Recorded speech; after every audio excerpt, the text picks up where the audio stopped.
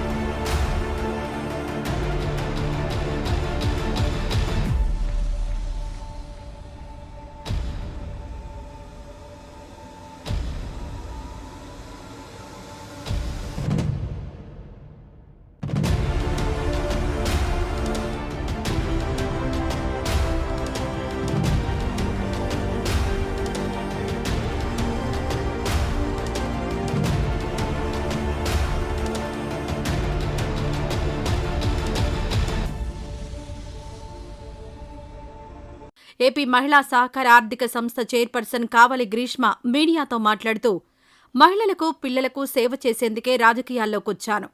నాకు ఈ పదవి ఇచ్చిన ముఖ్యమంత్రి చంద్రబాబు నాయుడు, లోకేష్ అన్నకు ధన్యవాదాలు. ఒక మహిళగా సోషల్ మీడియా పోస్టుల వల్ల ఎంతో ఆవేదన అనుభవించాను. ఈ పదవిలో ఉన్నంతకాలం ఎటువంటి స్వార్థం లేకుండా మహిళల అభ్యున్నతి కోసమే పనిచేస్తాను అని ఆమె తెలియజేశారు. ఈ వీడియో నచ్చితే లైక్ చేయండి, షేర్ చేయండి. మరింత సమాచారం కొరకు మా ఛానల్ను సబ్స్క్రైబ్ చేయండి.